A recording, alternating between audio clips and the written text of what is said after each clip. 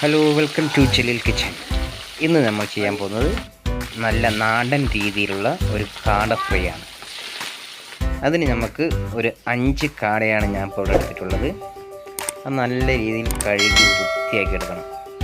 നല്ല രീതിയിൽ പറഞ്ഞാൽ നമ്മളിപ്പോൾ കടയിൽ നിന്നൊക്കെ വാങ്ങുമ്പോൾ ചിലപ്പോൾ അതിൽ രോമവും കാര്യങ്ങളൊക്കെ ഉണ്ടാവും. അതുകൊണ്ട് നല്ല ക്ലീൻ ചെയ്ത് രോമം ഇതൊക്കെ ഉള്ളതൊക്കെ മാറ്റി നല്ല വൃത്തിയായിട്ട് ക്ലീൻ ചെയ്തെടുക്കുക. നല്ല 2-3 പ്രാവശ്യം നല്ല കഴുകി നല്ല ക്ലീൻ ചെയ്തെടുക്കാം. ഇപ്പം നമ്മൾ കാട ഏകദേശം നല്ലോണം ക്ലീൻ ചെയ്തിട്ടുണ്ട്. ഇനി നമുക്ക് ലൈൻ ഇട്ട് കൊടുക്കാം. കാരണം ഇതിൽ എല്ലായിടത്തും നല്ല ഇറച്ചിയൊന്നും ഉണ്ടാവില്ല. അപ്പോൾ ജസ്റ്റിൻ്റെ ഭാഗത്തും ഇതിൻ്റെ ലെൻത്തിന് അവിടെയൊക്കെ കുറച്ച് ഒരു ലൈൻ ഇട്ട് കൊടുക്കാം. ലൈൻ ഇട്ട് കഴിഞ്ഞ് ഇനി നമുക്ക് മസാല റെഡിയാക്കാം. ഞാൻ എടുത്തിരിക്കുന്നത് ഒരു 2 ടീസ്പൂൺ മുളക് പൊടി, പിന്നെ 1/4 ടീസ്പൂൺ മഞ്ഞൾപ്പൊടി,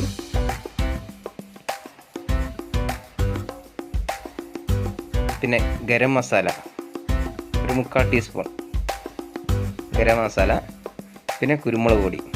നമുക്ക് എരിവിനനുസരിച്ച് നമുക്ക് ചേർക്കാം. കുരുമുളക് പൊടി എത്ര ചേർത്താലും നമുക്ക് കുറച്ച് എരിവുണ്ടെങ്കിലും നല്ല ടേസ്റ്റാണ്. കുരുമുളകിൻ്റെ ആ ഫ്ലേവറൊക്കെ വരികയാണെങ്കിൽ അടിപൊളിയായിരിക്കും.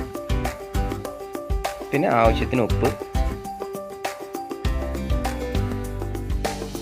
പിന്നെ ഒരു 2-3 ടേബിൾ സ്പൂൺ വെളിച്ചെണ്ണയും കൂടി ഒഴിച്ചിട്ട് നന്നായിട്ട് നമ്മൾ മിക്സ് ചെയ്തെടുക്കാം. നല്ല രീതിയിലൊന്ന് മിക്സ് ചെയ്തെടുക്കാം.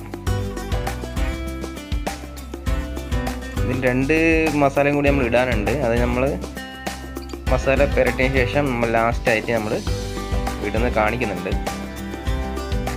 പിന്നെ നമ്മൾ മസാല റെഡി ആയിട്ട് ഇനി നമ്മളത് നല്ല രീതിയിലൊന്ന് തേച്ച് പിടിപ്പിക്കാം. നമ്മളത് വരഞ്ഞ ഇതിലൊക്കെ നന്നായിട്ടൊന്ന് തേച്ച് പിടിപ്പിക്കാം. അതിൻ്റെ ഉൾഭാഗം എല്ലാ സൈഡും മസാല എത്തുന്ന പോലെ നമുക്ക് ഓരോന്നായിട്ട് ഇങ്ങനെ മസാല തേച്ചെടുക്കാം. ഓരോന്നായി കാണിക്കുന്നുള്ളൂ. ഇപ്പോൾ മസാല തേച്ച് കഴിയാനായി. ഏകദേശം നമ്മളെ കടകളിലൊക്കെ മസാലയായി. ഇനിയിപ്പോൾ ഞാൻ ആദ്യം പറഞ്ഞ പോലെ 2 മസാല നമ്മൾ മിക്സ് ആയിരുന്നു. കാരണം കറണ്ട് ഇല്ലാത്തതുകൊണ്ട് ഇഞ്ചിയും വെളുത്തുള്ളിയും ഒന്ന് ഇടിച്ചെടുത്താണ്. പിന്നെ അതുകൂടി മിക്സ് ചെയ്ത് കൊടുക്കുക. പിന്നെ അതിലേക്ക് ഒരു 2-3 തണ്ട് കറിവേപ്പിലയും കൂടി ഇട്ടിട്ട് ഒന്നുകൂടി നമുക്ക് മിക്സ് ചെയ്തെടുത്ത് വെക്കാം.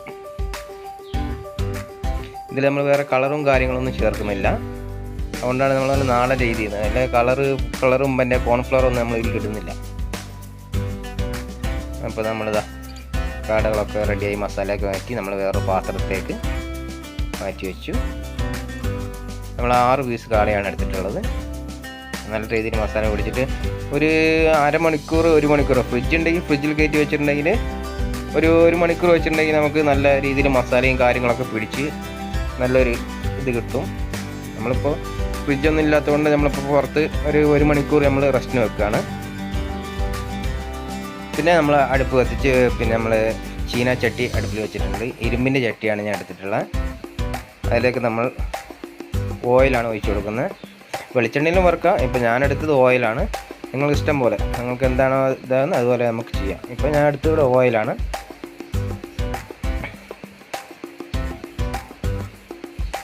ഇരുമ്പിൻ്റെ ചട്ടിയാകുമ്പോൾ നല്ലോണം നമുക്ക് ഹീറ്റ് നിൽക്കും. അതുകൊണ്ടാണ് ഇപ്പോൾ ഇരുമ്പിൻ്റെ ഇതെടുത്തിട്ടുള്ളത്. ഇപ്പോൾ എണ്ണ നമ്മൾ ഏകദേശം ചൂടായി കഴിഞ്ഞു. ഇനി നമുക്കിതാ നമ്മൾ റെഡിയാക്കി വെച്ച മസാല തേച്ച് വെച്ച കാട ഓരോന്നായിട്ട് ഇട്ട് കൊടുക്കാം. എണ്ണ നന്നായി ചൂടായിട്ടുണ്ട്. നമ്മളിതാ ഓരോ പീസായിട്ട്